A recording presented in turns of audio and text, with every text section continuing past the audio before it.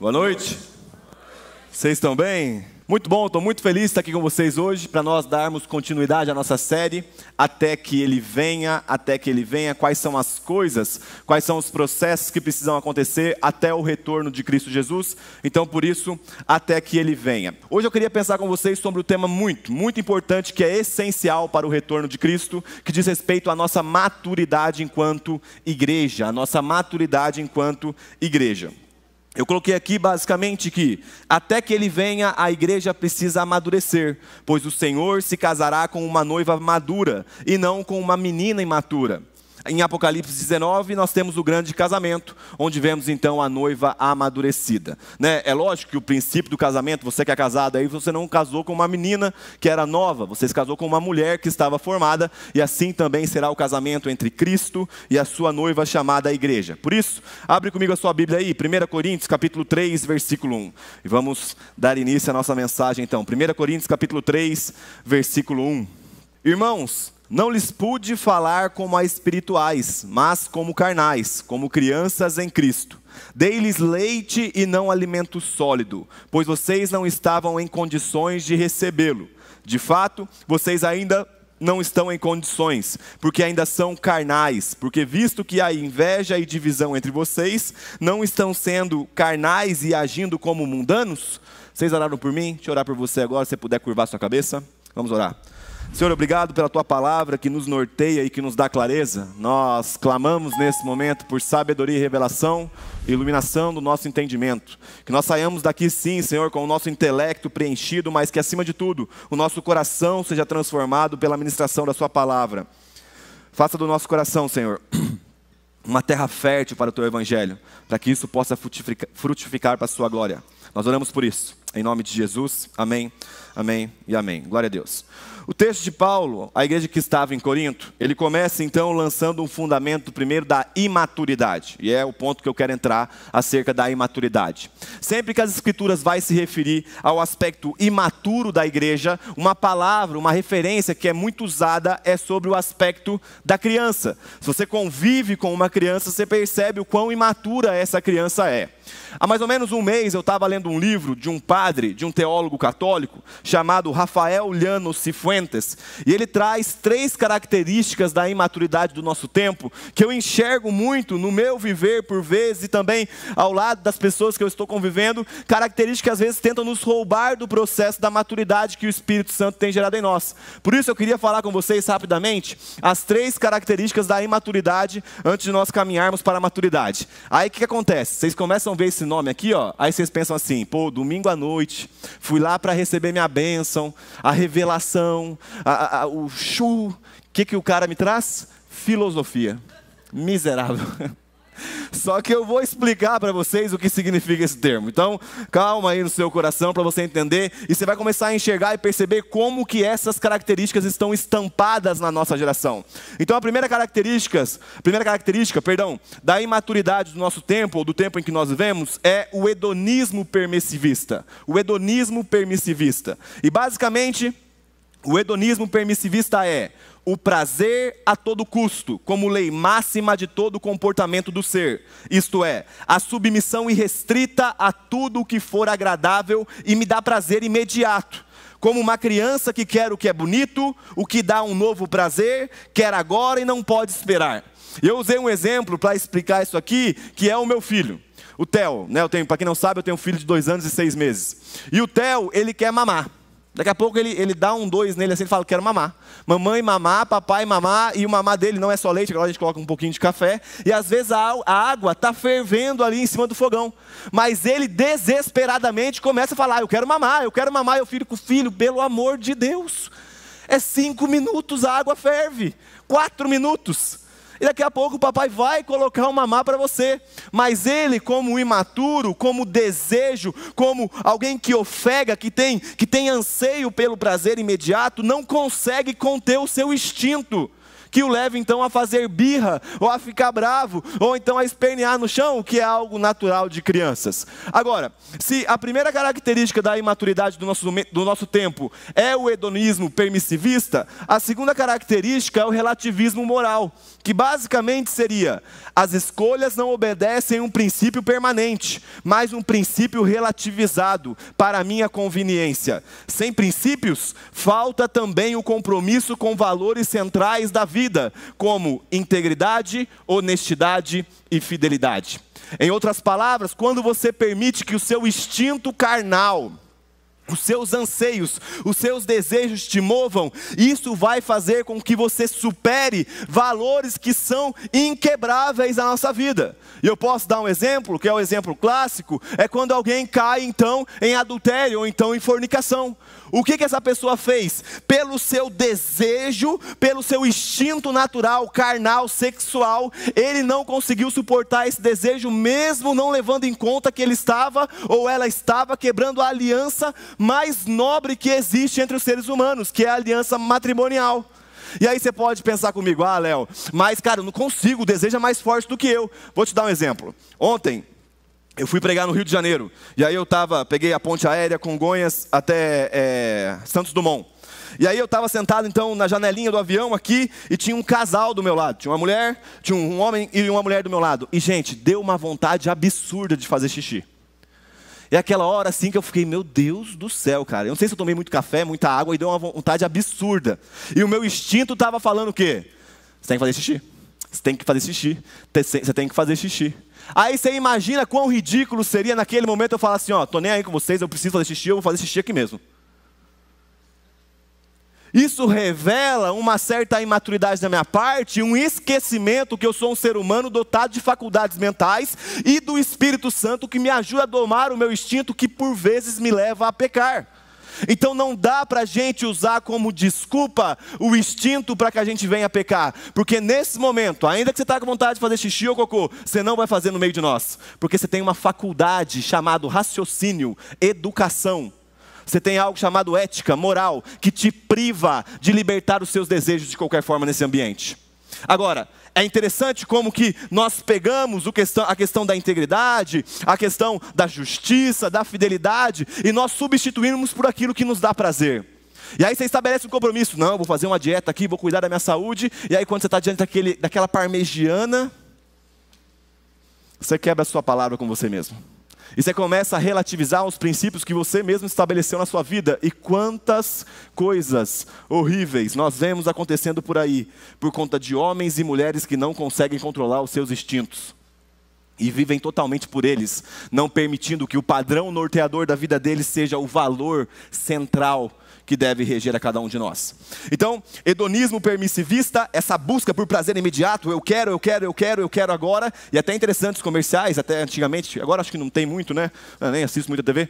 Tem um comercial, se eu não me engano era da Skol, que ficava lá: experimenta, experimenta. Quem não bebia, gente, olhava para aquele negócio correndo, você falava: meu Deus, me sinto até pecador ali, porque deu desejo de beber aquele negócio. Por quê? Porque o nosso instinto é estimulado por diversas coisas que estão ao nosso redor, ainda que isso supere os nossos valores. Por isso que o hedonismo permissivista, o relativismo moral é uma característica da imaturidade do nosso tempo. E por fim, a futilidade existencial, que seria basicamente, já não é mais sobre alguém ser, ou melhor, já não é mais sobre ser alguém de valores sólidos, mas fazer coisas visando somente o proveito pessoal ou o que me é mais lucrativo. Você quebra então os valores que norteiam a sua vida a fim daquilo que te traz benefício. Então, a partir do momento que o valor me impede de ter algo que eu quero ou de sentir aquilo que eu quero sentir, eu quebro o princípio a fim de satisfazer então o meu instinto natural, que por muitas vezes é pecaminoso. E essas são as características que o teólogo católico, talvez você não goste de padre, mas ele é padre também, então não adianta nada, o teólogo católico nos traz. E aí, Paulo vai nos trazer então, agora sim, em Efésios capítulo 4, versículo 1, as características de uma igreja madura e como combater esse espírito de imaturidade que fica então tentando nos seduzir constantemente. Efésios capítulo 4, versículo 1, abre comigo aí, nós vamos ler uma grande porção das Escrituras. Efésios capítulo 4, versículo 1. A Bíblia diz... Aliás, gente, eu vou citar bastante texto, então qualquer coisa você anota aí, depois dá uma conferida na sua casa.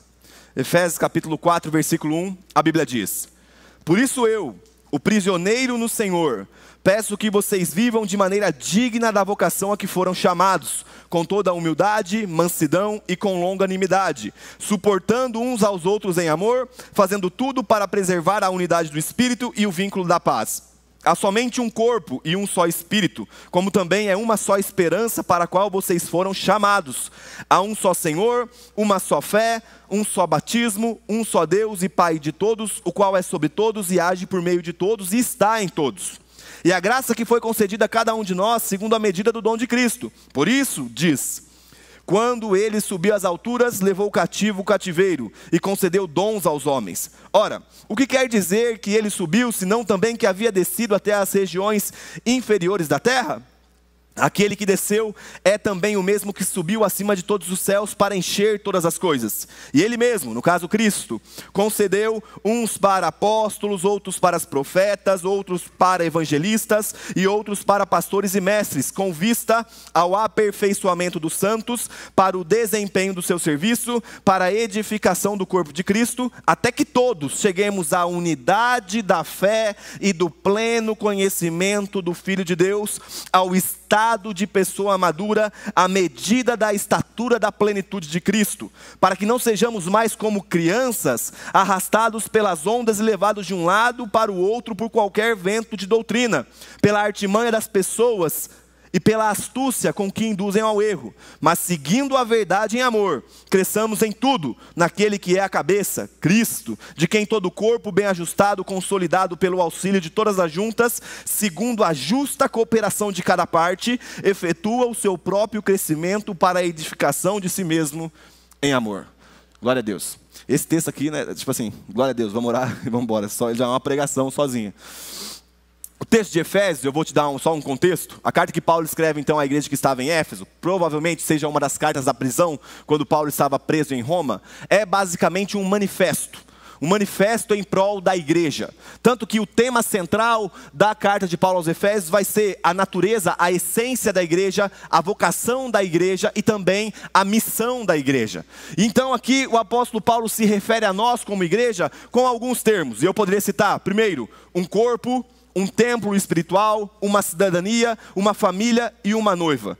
E esse capítulo 4, especificamente, vai trabalhar acerca da maturidade do corpo de Cristo. E aí eu posso te dar um exemplo, só para você entender o que eu quero falar quando eu falo maturidade. Quais são os parâmetros para nós definirmos um homem maduro? Né? Então vamos supor assim, você olha para um menino, para um jovem, para um adolescente, você fala, cara, isso aqui é imaturo. Aí você olha para um homem e fala, esse é maduro. Quais são os parâmetros que nós estamos usando para discernir entre aquele que é imaturo e aquele que é maduro? Aí você pode falar, pô, Léo, a estatura corporal. Ele é um pouco mais alto, um pouco mais forte, um pouco mais cheio, enfim.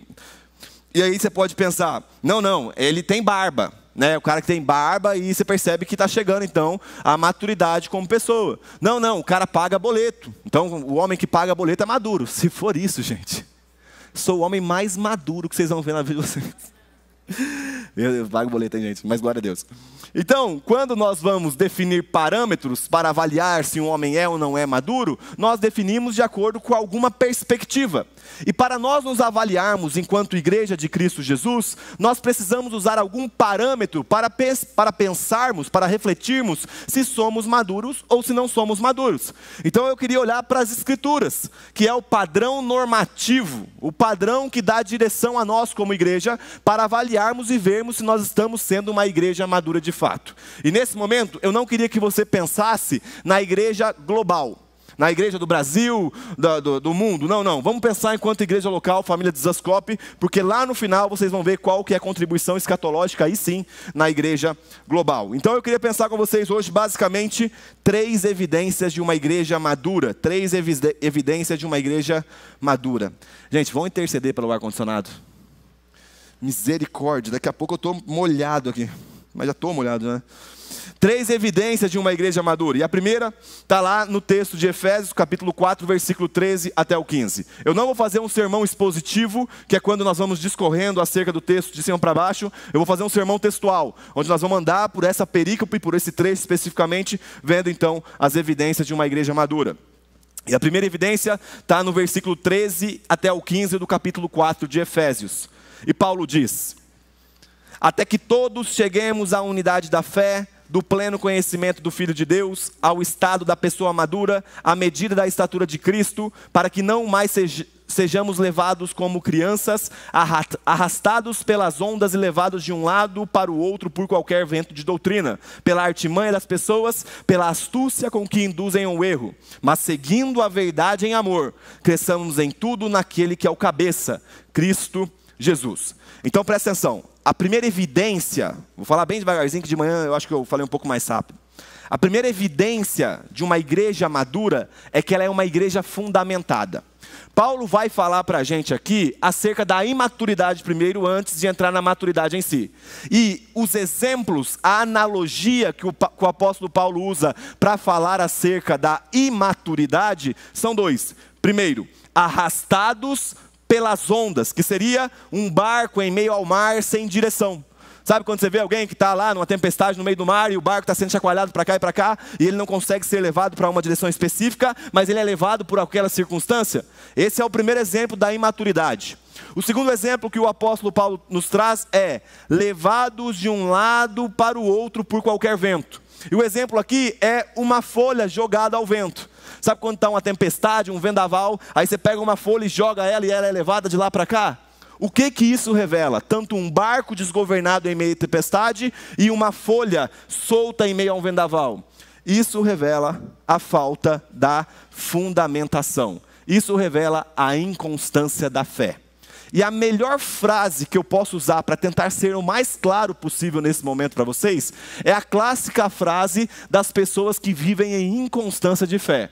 E eu posso citar algumas. Hoje eu creio. Aí depois eu não creio mais, porque veio uma circunstância negativa da vida aí, eu achei que era vitória sobre vitória, quebrou meu carro, minha esposa ficou doente, faltou dinheiro, não, esse negócio de Bíblia aí é ilusão. A sua fé é condicionada às circunstâncias da vida, e isso revela imaturidade. Um outro exemplo, hoje eu tenho compromisso com Cristo, depois não tenho mais. Isso revela então inconstância de fé e inconstância na sua decisão. Agora pausa. É normal, gente, é muito normal, nós sermos crianças em um determinado período da nossa fé. Tanto que a Bíblia vai se referir a nós, quando nós nascemos de novo, como nascidos de novo. Então quando você pega um bebê, uma criança, você percebe que ela tem a estação da sua infantilidade, da sua imaturidade, e isso é normal. Eu discipulo homens que são maduros na fé, que têm até mais tempo de convertido do que eu, e eu lido também com homens que acabaram de nascer de novo. E eu percebo que por conta da sua novidade de vida, por vezes ele é levado por esse vento de doutrina, por esse navio que está solto no mar. E não tem problema você ser uma criança, desde que isso seja somente uma estação da sua vida na fé. O problema é quando o cara ou a irmã está há 60 anos, 40, 30, 10 anos na igreja e não saiu desse estado de criança. Isso revela a imaturidade da nossa parte, porque um ambiente saudável produz o crescimento naturalmente. Aí eu vou te dar um exemplo, para você entender melhor. Hoje pela manhã, a gente estava aqui, e aí fazia muitos, cara, sério, faz, sei lá, pelo menos um ano que o Theo não dorme em um ambiente aberto assim, em horário variado do dia dele. Ele tem um horário certinho para dormir. Aí hoje do nada, estava ela e eu sentado ali, ele encostou nela e dormiu. Eu falei, nossa, é que ele está também meio gripadinho, pode ser por isso. E aí eu olhei para ela assim e falei, nega, dormiu. Aí ela dormiu e tal. Aí de repente ele deu um despertadinho assim, e aí ele veio então dormir no meu colo. E nisso eu sentei. Aí eu falei assim, cara, ou esse menino está mais pesado ou eu estou mais fraco. Porque fazia muitos anos que eu não dormia com ele naquela posição de bebê. Eu estava vendo o Robson com a Vanessa, né, que estão com 2 gêmeas recém-nascidas, e o Rob segurando com um braço ali e tal, e eu falava, nossa, fazia muito tempo que eu não fazia o Theo dormir dessa forma, porque agora a gente deita junto para dormir e ele dorme do meu lado. E aí eu peguei ele, eu falei, nossa, que peso dessa criança. Ele cresceu. Por que ele cresceu? Porque ele está vivendo em um ambiente de uma família que é saudável. através do alimento, através do investimento dos pais e coisas do tipo. Escuta o que eu vou te dizer, gente. Pela graça, pela enorme graça, pela abundante graça de Deus, eu tenho viajado para alguns lugares para pregar o Evangelho. E eu tenho visto muita realidade que eu não posso declarar como uma realidade saudável. Mas eu posso falar como parte dessa igreja, também como parte da liderança dessa igreja, que nós estamos vivendo em um ambiente saudável. A grande questão é que, se estamos em um ambiente saudável, por que você não está amadurecendo? Se o amadurecimento é um processo natural de um ambiente saudável. Uma criança não vai ser criança para sempre. Sabe qual que é o meu maior medo? Eu com 30 anos, na verdade, o Theo com 30 anos, eu vou fazer 30 já o ano que vem. O Theo com 30 anos de idade, olhando para mim e falar, ô pai, tem como o senhor fazer eu dormir aí? Mano, sai para lá, cara. Dá licença. Vai para lá, mano. Fico imaginando isso. Só que sabe qual é o problema? Quantas vezes você vem aqui na frente pedindo para os pastores, para os líderes, para os diáconos orar pela mesma coisa que faz 2 anos que não tem capacidade de vencer? E nós esquecemos que nós somos levantados todos como sacerdotes do Deus Altíssimo. Então, ou nós assumimos a responsabilidade de amadurecer, ou então nós vamos continuar sendo criança na fé para sempre. Então Paulo continua. E ele vai falar, um outro exemplo, é que os crentes espiritualmente imaturos, que não estão firmados, fundamentados no conhecimento de Cristo por meio da palavra, estão mais susceptíveis a aceitar, sem análise, a sedução de qualquer falácia interpretativa das Escrituras feitas por falsos mestres. E sabe, eu acho que por questão de vocação, por questão do que queima no meu coração, do que Deus colocou, que é o ensino da palavra, às vezes eu estou olhando no Instagram, aí passa um Reels, eu vejo uns pregadores. Aí, gente, eu começo a suar, igual eu estou suando assim, ó. Só que sentado em casa. Eu falo, não é possível que o cara interpretou desse jeito, cara. Não é possível que o cara falou isso. Porque é pegar a Bíblia e distorcer de uma forma absurda. Só que de verdade, até me entristece ver esses caras pregando, talvez, coisas absurdas acerca das Escrituras. Mas o que me entristece mais é a nossa incapacidade de discernir o verdadeiro do falso evangelho. Eu vou usar mais um exemplo do Theo. Por quê? Porque o Theo é meu filho. Está no meu coração, sempre vai estar. Então, para sempre eu vou usar esse exemplo dele. O Theo, um dia eu gosto de comer amendoim. Né? Eu gosto de comprar amendoim e deixar num potão. Então eu compro um saco de 1 quilo de amendoim, eu viro dentro de um pote lá em casa.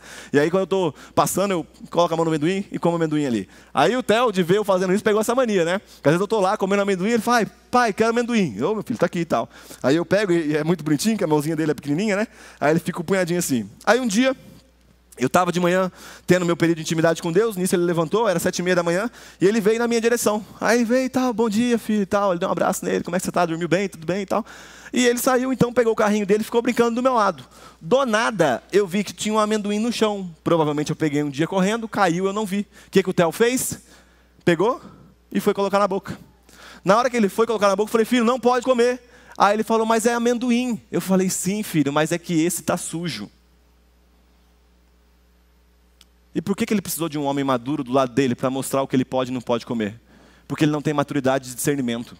Então, meu irmão, se você não tem capacidade de discernir entre o falso e o verdadeiro evangelho, em nada você se difere do meu filho que tem 2 anos e 6 meses acerca do que comer e do que não comer.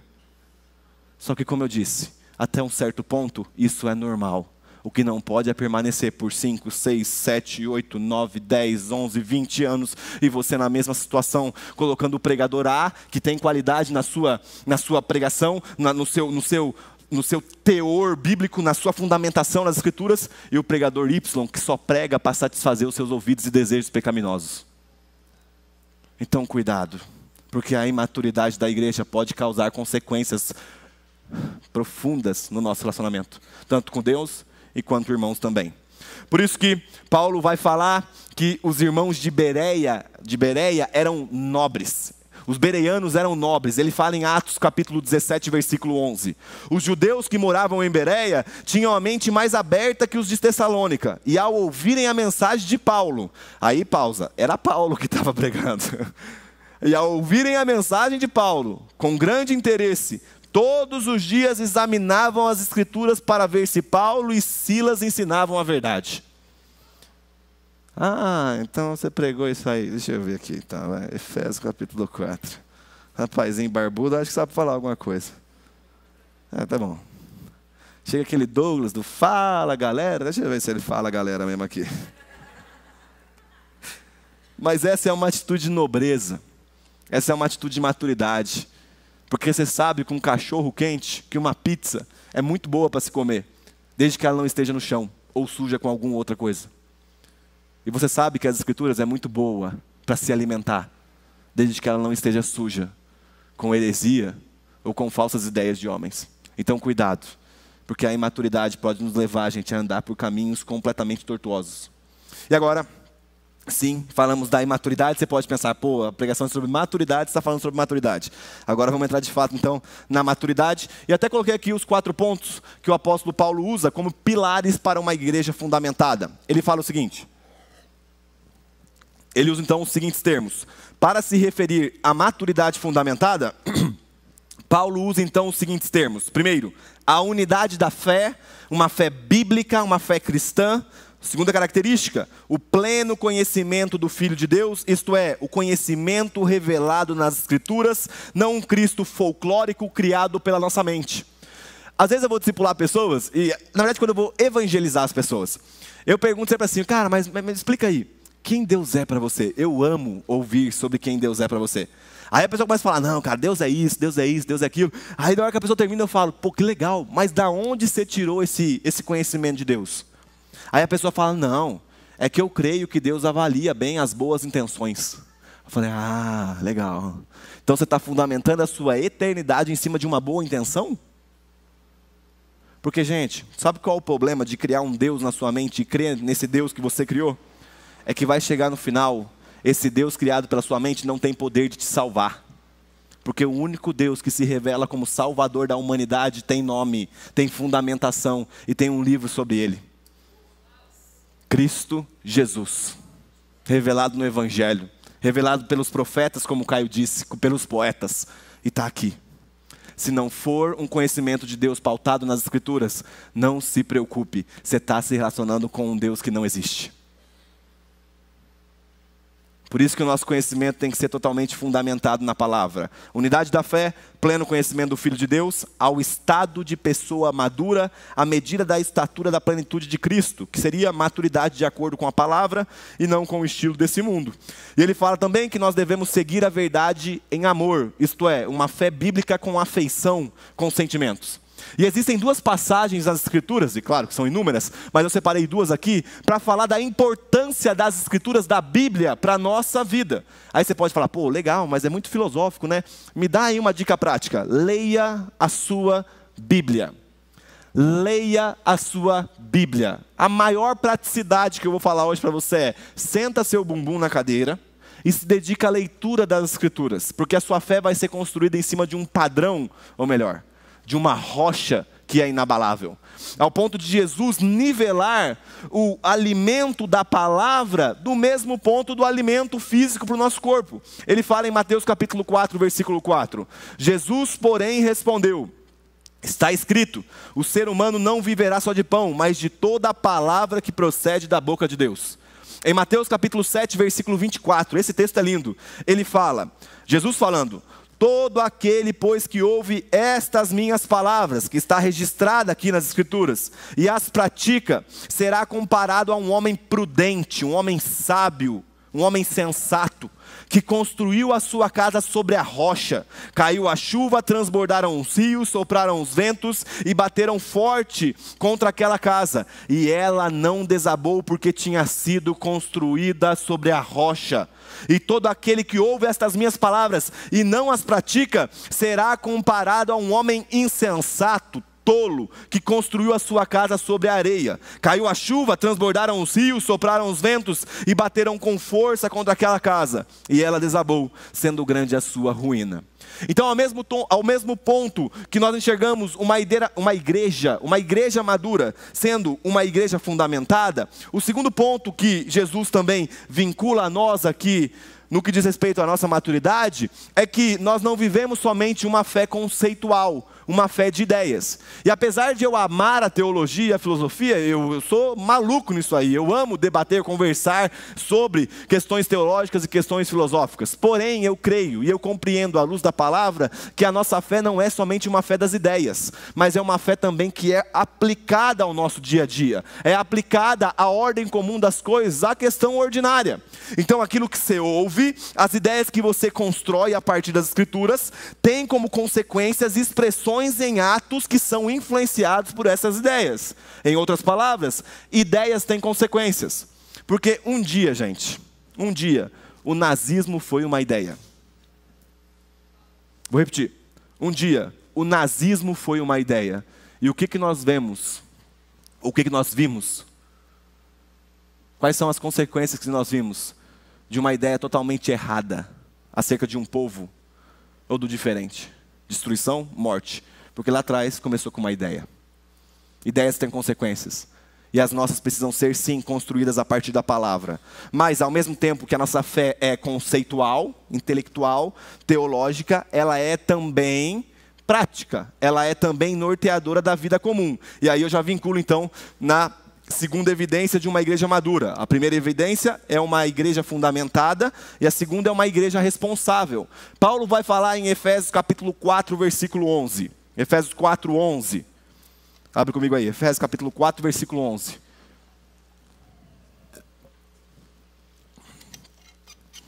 Paulo fala o seguinte: e ele mesmo concedeu uns para apóstolos, outros para profetas, outros para evangelistas e outros para pastores e mestres, com vista ao aperfeiçoamento dos santos, para o desempenho do seu serviço, para a edificação do corpo de Cristo. Então, como eu disse, a maturidade consiste em ser uma igreja fundamentada na palavra, mas também em ser uma igreja responsável por aquilo que Cristo a confiou. John Stott, um grande pregador inglês, ele vai falar o seguinte: o ministério não é... O serviço na igreja, o ministério nesse aspecto, o serviço na igreja, não é somente para uma elite clerical. Não é só para padres, pastores, diáconos, profetas. Não são só para esses. O ministério é uma vocação privilegiada de todo o povo de Deus. Então o ministério é nosso. A responsabilidade é nossa. Nesse momento, com muito zelo, amor e carinho, eu estou exercendo a minha vocação, a fim de que vocês saiam daqui edificados e responsabilizados e aperfeiçoados a cumprirem o seu propósito. Mas o que nós precisamos é que cada um de vocês levantem consciente da responsabilidade que está sobre cada um de vocês. Por isso que Paulo começa a falar em Efésios capítulo 4, versículo 11, acerca dos dons de Cristo. E é claro que eu não vou ter tempo de abordar os dons de Cristo aqui especificamente, apóstolos, profetas, pastores, mestres e evangelistas. Mas eu quero falar para vocês especificamente sobre a responsabilidade do corpo, da edificação do corpo, que cada um de nós temos. Por isso que ele fala, e eu coloquei aqui, o primeiro ponto, a primeira responsabilidade dos dons é testificar o evangelho de Cristo. E ele coloca, como nós testificamos? Por meio do aperfeiçoamento dos santos, que seria restaurar a saúde espiritual de alguém que sofreu uma queda, auxiliar no processo de santificação e de discipulado. É muito interessante como nós somos tentados a nos relacionarmos com aqueles que têm a aparência de perfeição. Só que, gente, a igreja é um ambiente onde nós estamos reunidos para vencer as nossas fraquezas para a glória de Deus, para vencer a nossa dificuldade para a glória de Deus. E por vezes nós estamos lidando com alguém que caiu em pecado ou que está passando por uma dificuldade que está evidente de forma totalmente preconceituosa, enquanto você é tão igual a essa pessoa, só que o seu pecado não veio para fora ainda. E aí nós temos essa aparência de religioso, enquanto a responsabilidade de levantar o caído, meu irmão, é nossa. Porque se a igreja não assume a responsabilidade por aqueles que estão passando por um momento de dificuldade, quem vai assumir? Porque um dia assumiram a responsabilidade por nós. E não se preocupe, nós não nos diferenciamos de nada daqueles que caíram em seus pecados, que tornaram evidente. Nós somos totalmente iguais, porém só não veio para fora. E cada um tem dificuldade na sua área específica. Por isso que nós temos a responsabilidade de aperfeiçoar os santos. Isto é, olhar para o irmão que está do seu lado e ter uma plena convicção. Você tem a responsabilidade pela santidade dele. É você ver o seu irmão e falar, cara, isso daí é pecado, manão. Minha irmã, isso aí é pecado, cara. Você tem que lutar contra isso, porque temos a responsabilidade ao aperfeiçoamento dos santos. O segundo ponto que ele fala, então, dentro de uma igreja responsável, é o desempenho do seu serviço. Cada cristão tem a responsabilidade de assumir a sua parte no serviço, uma função específica no corpo. E o terceiro ponto que está aqui, a edificação do corpo de Cristo. A igreja vai amadurecendo conforme os seus membros são edificados, à medida que cada membro usa os seus dons individuais para a edificação coletiva. Então eu vou perguntar aqui e nós vamos responder junto. Quem é responsável pelo serviço da igreja? Responde assim, eu. Vamos fazer ensaiadinho, vai ficar mais bonito que está filmando. Quem é responsável pelo serviço da igreja? Muito bem, muito bem. Essa é a convicção que nós temos. E sabe, eu usei como exemplo de manhã, imagina só, que se eu fosse na academia fazer musculação, e eu chegasse lá na academia, e aí eu usasse somente a parte direita do meu corpo para movimentar. Aí eu tô lá, eu faço aqui o bíceps, faço aqui a perna e tal, aí vou, faço costas e tal. Aí esse lado eu não deixo, porque esse lado tá com preguiça e eu não quero trabalhar nele. Aí daqui a pouco chega alguém aqui, um indivíduo, imagina esse indivíduo, metade Paulo Musi e metade Leonardo. Você vê um cara, Paulo Musi, gente, às vezes você não conhece Paulo Musi, é um cara muito forte, um guarda-roupa assim gigante, de forte. Aí você olha pro cara, aí você fala assim, nossa cara, esse cara é forte, mas só de um lado. O outro lado está mirrado. E é isso que acontece com a gente. Quando você fica passivo, sentado no seu lugar, não assume a responsabilidade que você tem que fazer. É isso que acontece, gente. Só que sabe qual que é a grande questão? Deus, pela sua soberania, ordenou as coisas de uma forma tão magistral que a minha maturidade não depende só de mim, mas do fato de você se levantar e assumir a responsabilidade pela minha edificação. E aí eu vou chocar um pouquinho mais. A maturidade do Douglas, da Valéria, do Tiago, da Thaís como pastores dessa casa depende, está totalmente vinculado ao ponto de você se levantar como ferramenta de edificação deles. E nossa, como os outros líderes. Então, pelo amor de Deus, deixa de ser passivo. E assume a responsabilidade. Vamos levantar os músculos tudo de forma simétrica. Imagina um cacho de uva. Quando você pega um cacho de uva, você percebe que ele cresceu em simetria, porque todos os gominhos foram abastecidos de nutrientes. E se todos nós estamos recebendo aqui da graça, da revelação de Deus, por que não estamos crescendo da mesma forma? Porque falta exercício, meu irmão. Porque falta dedicação, falta zelo. E sabe, eu coloquei uma frase aqui, que um dia eu estava estudando sobre esse aspecto da unidade, da responsabilidade da igreja, que Deus ministrou o meu coração. E a frase é a seguinte: aprove Deus, Deus decidiu, em sua soberania, que a nossa maturidade não seria realizada através de um evento, mas por meio de um processo coletivo. E escuta, eu creio muito nas conferências que a gente faz ou que outras pessoas fazem por aí. Daqui a pouco nós vamos ter a conferência de Zascope, vai ser incrível, se Deus quiser, Deus vai estar naquele lugar e vai nos marcar aquele dia. Mas a sua maturidade não vai ser desenvolvida somente naquele dia, meu irmão. A sua maturidade é desenvolvida quando nós assumimos a responsabilidade uns pelos outros na vida comum de igreja, que às vezes é chata. Porque lá você não vai sentir o chulé de ninguém. Você não vai sentir o bafo de ninguém. Você não vai ver nenhum marido se respeitando a esposa. Por quê? Porque está todo mundo arrumadinho, elegante. Agora, sabe onde a gente vê? Quando a gente está jogando bola, meu amigo. Os homens ali têm um campo de manifestação demoníaca. Os irmãos pisam, já começa a dar uma... Parece aí... Enfim, eu ia falar de uma igreja, mas deixa pra lá. Então, vou pecar comendo uma parmegiana. Brincadeira. Então, nós precisamos assumir a responsabilidade. A responsabilidade. Por favor, assuma a tua responsabilidade, a fim de que nós venhamos fortalecer, crescer como uma só igreja. E aí é interessante que a imaturidade, e nós vamos ficar nesse pêndulo, tá, gente? Entre os dois. A imaturidade, ela é marcada por ações sensuais. E quando eu digo sensual, é movida por meio do senso cognitivo. Então, a imaturidade é marcada por ações sensuais. Isto é, de acordo com o que eu sinto. É a clássica frase. Essa daqui é clássica. Eu não estou com vontade de ler a Bíblia. Eu não estou com vontade de orar. Então hoje eu não vou fazer isso. Essa aqui é a imaturidade clássica. Eu não estou com vontade de servir na igreja. Então eu não vou fazer isso. Aí, gente, eu vou contar uma história para vocês entenderem melhor o que eu quero dizer. Eu comecei a trabalhar quando eu tinha mais ou menos 10, 11 anos de idade. Meu pai me colocou para trabalhar muito novinho. Eu trabalhava junto com ele. Eu acho que hoje isso se constitui escravidão infantil. Mas meu pai usou de algumas ferramentas. E eu lembro o que acontece. Meu pai, eu já falei aqui algumas vezes, foi caminhoneiro por muitos anos. E aí, dia de semana, ele trabalhava, então, fazendo viagens entre outras cidades. E no final de semana, ele ia no material de construção. E ele enchia o caminhão de materiais e ele precisava distribuir, entregar, então, nos lugares certos em que ele recebia, então, ali a rotina. Ele era um entregador de material de construção. Então, tipo assim, era bloco, areia, tijolo. E ele falou, Leonardo, eu quero que você vá comigo. E aí eu lembro que no início ali, eu falei, não, imagina só, 10, 11 anos de idade. Eu falei, não, vamos embora, vamos trabalhar.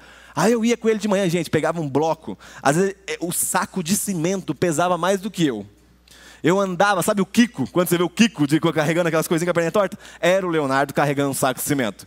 Aí eu lembro um dia que meu pai foi lá, e meu pai, tipo assim, às vezes a galera fala, nossa, o Léo acorda muito cedo. Meu amigo, meu pai nem dorme. Vocês não têm noção do meu pai, eu não entendo aquele homem. Meu pai é incrível, mas ele tem uns negócios malucos. Eu lembro que ele acordava 4h30 da manhã, fazia o café ali, dava um beijo na minha mãe, ia lá na porta do meu quarto mais ou menos umas 5h30 da manhã. Leonardo, meu pai é gentil igual uma pedrada. Leonardo, bora trabalhar. Aí eu lembro de um dia específico, gente. Um dia específico em que ele bateu na porta, eu novo ali e tal, cansado. Falei, pai, hoje eu não quero não, pai. Ele falou, não, bora, tem que trabalhar. Aí sabe quando você dá uma resposta para os seus pais, que você pensa, por que eu fui falar isso? E nesse dia eu dei uma resposta, que me marcou até hoje. Eu lembro que eu falei assim, pai, eu não vou não, pai, eu não tenho conta para pagar. Na criança de 10, 11 anos de idade, gente. Eu lembro que meu pai abriu a porta do meu quarto. Ele olhou para minha cara e falou, levanta da cama. Porque eu não estou te criando para ser um pagador de conta. Estou te criando para ser um homem. E esse trabalho vai te trazer responsabilidade. Escuta o que eu vou te dizer, meu irmão. E tudo que eu vou falar a partir de agora não é para minha glória, é para o meu pai. É para que o meu pai seja visto com bons olhos. Eu casei com 19 anos de idade. O ano que vem eu completo 10 anos de casado. Com 20 anos de idade, há 10 anos atrás, eu comecei a pagar um aluguel de R$880. E eu trabalhava a hora extra, fazia de tudo. Para quê? Para sustentar a minha família. E eu continuo fazendo isso hoje. Ontem eu cheguei em casa, era 3h30 da manhã, que eu estava em outro estado, trabalhando, ministrando, servindo as igrejas. E hoje eu estou aqui, cansado? Claro. Mas eu tenho responsabilidade, porque lá atrás, um homem decidiu formar um homem. E ainda que meu pai me amasse, eu tenho certeza que a visão dele não estava sobre o Leonardo em si, mas sobre no filho do Leonardo, que teria um bom pai. Só que qual que é o nosso problema? Nós estamos reunindo para formar um monte de filho, ou bom filho. E o bom filho, meu amigo, não tem responsabilidade com nada. O que falta para nós? Levantar e assumir a responsabilidade de formar bons pais e boas mães no nosso meio. Para que independente da idade, a pessoa olhe e fale, isso daqui é minha responsabilidade. Quer tenha eu vontade, quer não tenha, eu vou fazer, porque eu estabeleci como responsabilidade. E essa é a grande questão, gente. Vivemos numa geração totalmente imatura, que se move, não, hoje eu não quero orar não. Não, hoje eu não quero ler não. Não, hoje eu não quero ir trabalhar. Gente, já imaginou meu pai responsável por 3 filhos, meu irmão já tinha nascido, e eu tenho uma irmã, pela minha mãe, pensando, você não vai? Eu também não vou nada, vou dormir aqui. Ele não tinha essa opção, porque tinha gente que dependia dele naquele momento. Escuta, você não tem opção de ficar sentado, meu irmão. Tem gente que depende de você nesse momento. Depende da tua responsabilidade.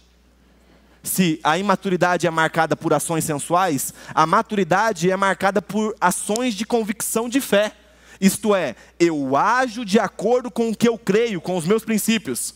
Basicamente a frase seria, ainda que sem vontade, cumprirei a minha parte de responsabilidade por conta da minha aliança com Deus e com os meus irmãos. Isso aqui é maturidade. É você chegar um dia aqui cansado e você está lá cuidando dos carros. E um dia você chegar aqui cansado, e escuta o que eu vou te falar, que nesse momento tem pessoas responsáveis ao nosso redor. Para você estar sentado nessa sua cadeirinha aí, que é muito confortável e gostosa, teve alguém que limpou, teve alguém que organizou, tem alguém que está cuidando do seu filho, tem alguém que está olhando o seu carro lá fora, tem alguém que está provendo essa luz, tem alguém que está lá atrás, mexendo no áudio, no vídeo, tem alguém que tocou, porque todos assumiram a responsabilidade. Então, pelo amor de Deus, faz alguma coisa. Só não fica parado, sentado aí. Porque nesse momento você está sendo servido, e isso é muito bom. Agora, melhor do que isso, é assumir a responsabilidade de servir. Independente da área, meu irmão. Você está fazendo para a glória de Deus e para o cuidado do seu próximo. Talvez ninguém está te vendo. Mas eu te garanto, cara, que os olhos do Senhor estão sobre nós. E pensando, meu filho amadureceu. Sabe quando que eu vou ficar feliz? É claro quando o Theo crescer. Eu quero ver meu filho crescer. Mas é quando ele chegar lá em casa com o meu neto. E aí meu neto no colo sorrindo, eu com uma nora sorrindo, e eu olhando e falando, cumpri o propósito. Formei um homem que assumiu a minha responsabilidade. Formei alguém que é semelhante ao meu pai. O meu maior exemplo de homem que eu tenho para minha vida, graças a Deus pelo meu pai. Graças a Deus por isso. Cabe a nós assumirmos a nossa parte de responsabilidade. Ao ponto, gente, de que a nossa fé, já estou terminando. Estou terminando, não. Enfim, é fake news. Toda vez que o pregador falar isso, não acredita, tá bom? Não é verdade. Não é mentira, mas também é fake news. A gente lê um texto, se você está aqui nos visitando pela primeira vez, a gente lê um texto no final do culto, que é Mateus capítulo 28, versículo 18. Jesus, aproximando-se, falou-lhes dizendo, toda a autoridade me foi dada no céu e na terra, portanto, vão e façam discípulos de todas as nações, batizando eles em nome do Pai, do Filho e do Espírito Santo, ensinando a eles a guardarem todas as coisas, e eis que eu estou com vocês todos os dias até o fim dos tempos. Aí a gente grita, Maranata, amém, glória a Deus, você formado faz assim com a mão e vai embora, e não tem problema, que é o meu caso, levanta a mãozinha assim e tal. Só que qual é a grande questão? Nos falta a interpretação bíblica, nos falta entendimento bíblico. E quando eu digo que nos falta entendimento bíblico, não é por conta do Douglas, do Tiago, ou cada um de nós que encerra o culto. É na nossa parte de entendimento das Escrituras. Porque o texto diz, eu vou ler vagarosamente para você entender. O texto diz, Mateus 28, 18. Jesus, aproximando-se, falou-lhes dizendo, presta atenção, é Jesus, o Cristo, o Filho de Deus, ressurreto. Nesse momento, ele já tinha ressuscitado. Toda a autoridade me foi dada no céu e na terra. No nosso jargão moderno, Jesus dá uma carteirada. Tá. Gente, toda a autoridade me foi dada no céu e na terra. E aí ele complementa.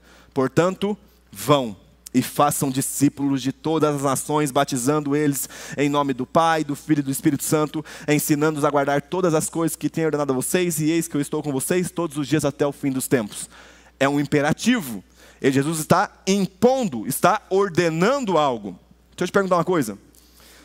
Quanto tempo da sua semana você se dedicou essa semana para discipular alguém? Porque se você não dedicou nada, será que você entendeu que isso aqui é um mandamento do nosso Senhor? Ou nós estamos simplesmente declarando algo como se fosse um mantra? Porque isso aqui, gente, tem tanta importância quanto não matarás, não roubarás, não darás falso testemunho, não adorarás outros deuses, não roubarás. Tamanha a importância do texto, é um imperativo. Jesus está impondo, ordenando, não é uma sugestão, ó, caso vocês consigam, depois do trabalho, né? Eu sei que tem um futebol, uma academia que rola aí também de vez em quando, aí vocês discipulam alguém. Não, é uma ordenança, vão pelo mundo e preguem o evangelho a toda criatura. Quantas pessoas você discipulou essa semana? Gente, quantas pessoas você teve a capacidade de fazer uma ligação e perguntar, e aí, mano, como é que você está?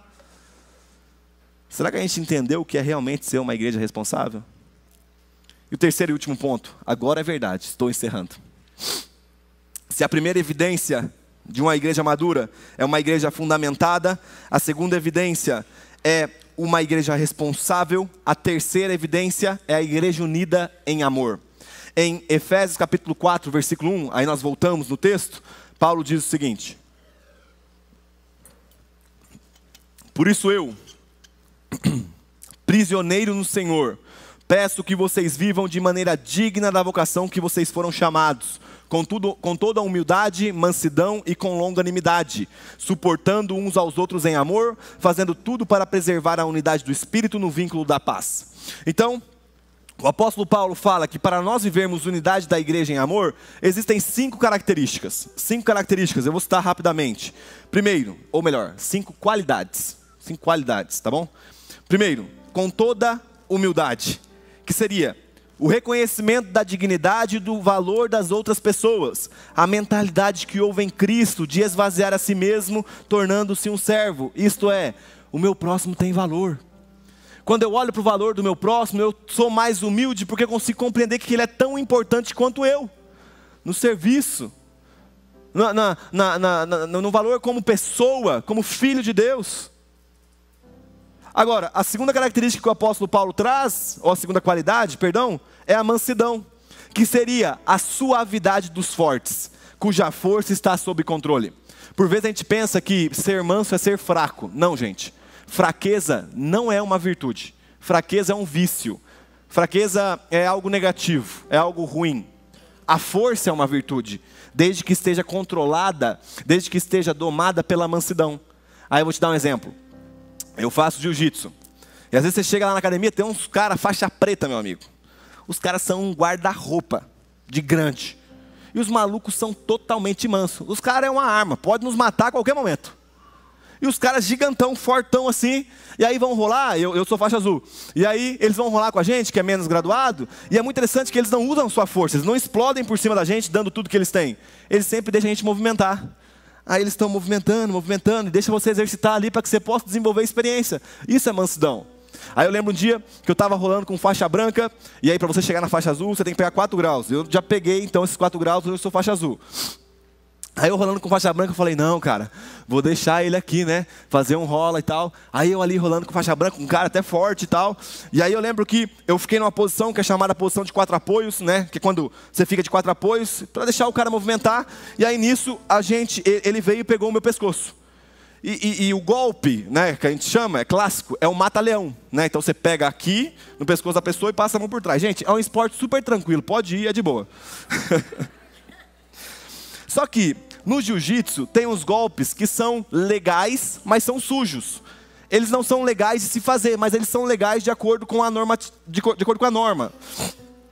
E um dos golpes que são sujos é o crossface. E o que é o crossface? O crossface é quando você vai dar um mata-leão em alguém e geralmente a defesa é você abaixar o seu queixo. Então você ergue a sua escápula, abaixa o seu queixo e fecha aqui para a pessoa não pegar.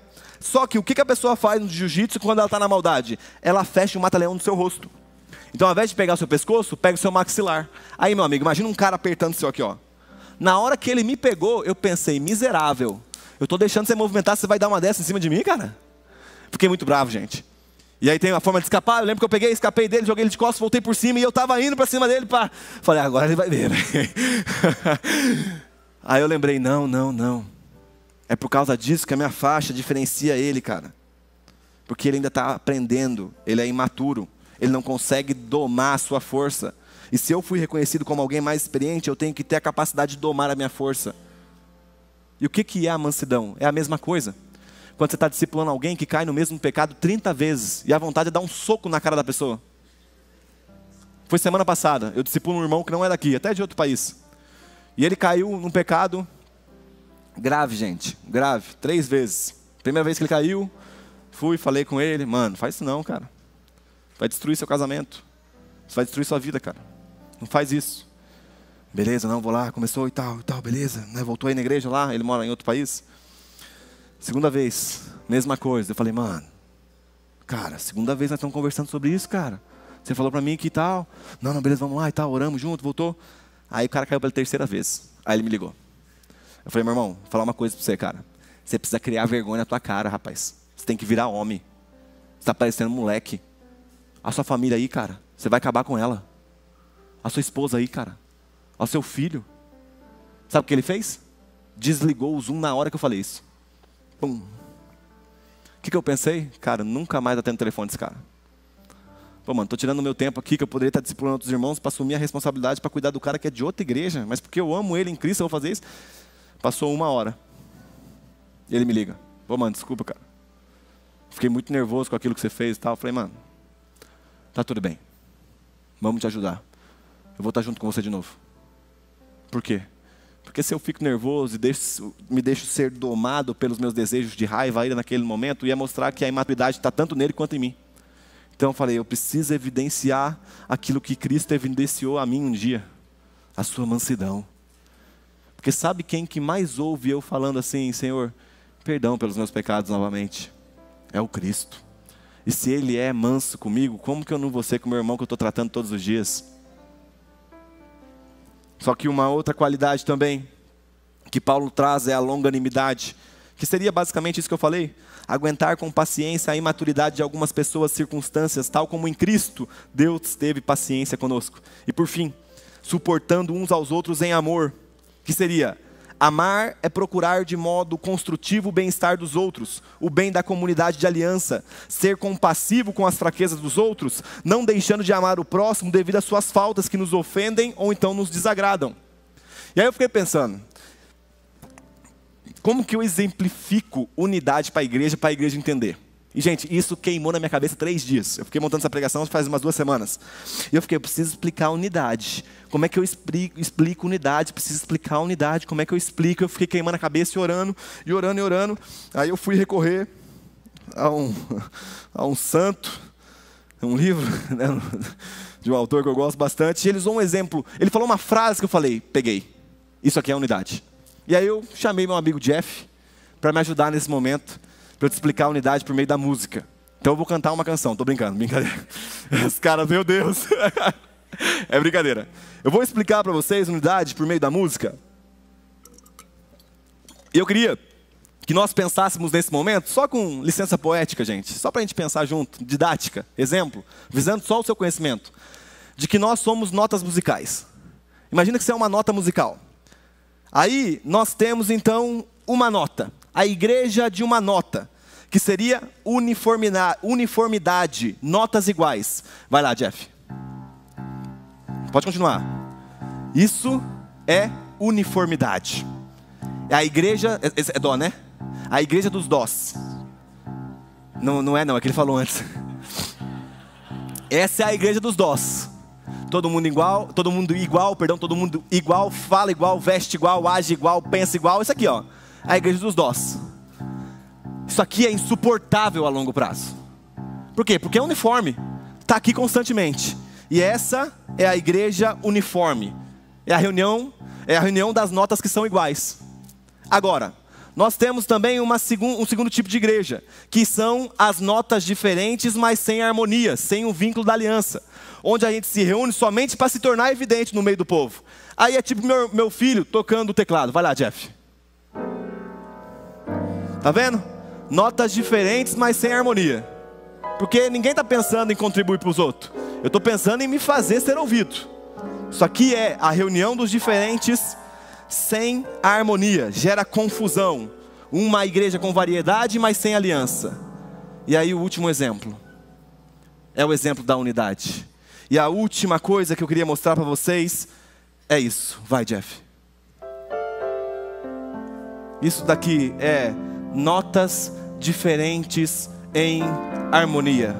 Em outras palavras, nós entoaremos uma canção ao mundo quando a harmonia do Espírito Santo estiver entre nós. E o mundo ouvirá uma canção que expressa virtude, beleza e glórias a Deus. Assim como o Jeff está fazendo nesse momento, e nós estamos ouvindo uma canção, quando nós vivermos a unidade do Espírito, a canção que o mundo ouvirá será: Cristo é o Senhor sobre todas as coisas. Ao ponto de, glória a Deus, ao ponto de, em João capítulo 17, olha esse texto, essa é a canção, essa é a unidade de acordo com a virtude do Espírito.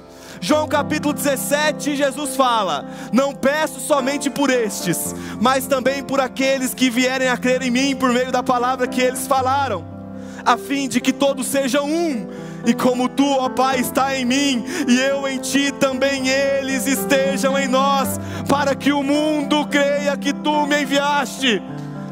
Essa é a canção que o mundo ouvirá quando nós notas diferentes nos unimos, mediante a uma aliança em Cristo, sensíveis à voz do Espírito Santo, assumindo o compromisso de responsabilidade uns com os outros. Esse é o maior método de evangelismo, gente. Porque o mundo ouvirá o quê? Virtude, beleza. Isso é alimento para a alma, cara. Só que eu ouso dizer que mais belo do que talvez uma composição de Beethoven é a unidade da igreja ao mundo.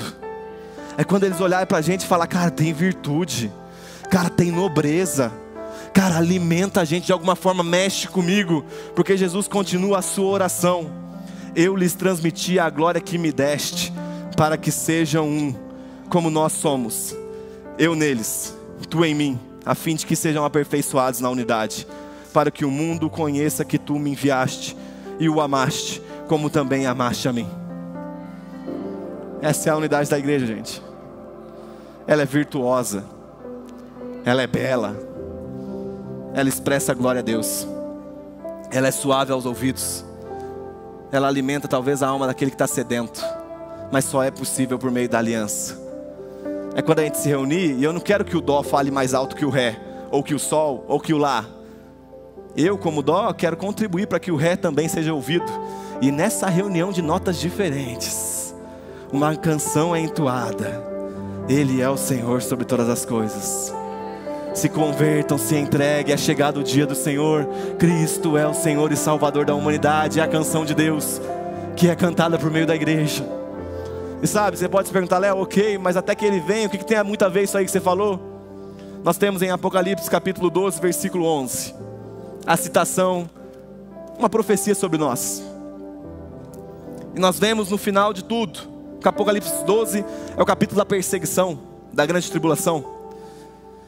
E João, de forma magistral, escreve: eles, a noiva madura e unida, venceram por causa do sangue do Cordeiro, isto é, a fé fundamentada em Cristo e na sua obra salvífica relatada nas Escrituras. E não por causa, e por causa da palavra do testemunho que deram, mediante a morte, não amaram a própria vida.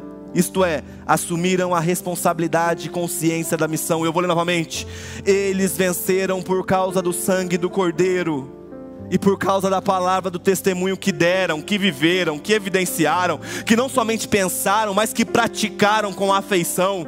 Mesmo diante da morte, não amaram a própria vida. E qual é a canção mais bela, senão aquela que te leva a se entregar completamente ao amado? Ao ponto de alguém falar assim: cara, você precisa negar sua fé, senão você vai morrer. Aí você fala: mata. Porque quando você matar, você vai ver uma coisa: amor. Amor. Amor. É a canção que o mundo precisa ouvir, gente. Acima de qualquer outra, que são belas, que são legais, virtuosas. A canção que o mundo precisa ouvir são das notas diferentes que se reúnem nesse lugar, em outros lugares no globo. Porque no final de todas as coisas, é essa igreja madura que evidenciar que Cristo é o Senhor sobre todas as coisas. E esse é o convite. Talvez você está entre nós e você é uma nota que quer destoar. Ou você está brigado com alguma nota aí, está faltando som, meu irmão. Ou você está negligenciando, está tirando da gente o privilégio de ouvir aquilo que você tem para dar no meio do corpo. Só que para nós amadurecer, a gente precisa de cada um de vocês. Então assuma a tua responsabilidade. Se fundamente nas Escrituras. E vamos viver a igreja de verdade, gente. Unidade em amor. Contribuindo uns aos outros na formação, no crescimento. Assumindo a responsabilidade, gente. Sermos pais e mães dessa parada. Não filhos que acabam e vão embora correndo. Pai, a mãe sempre está aqui perguntando: como é que eu posso contribuir mais? É responsável. Fica de pé no seu lugar, vamos orar.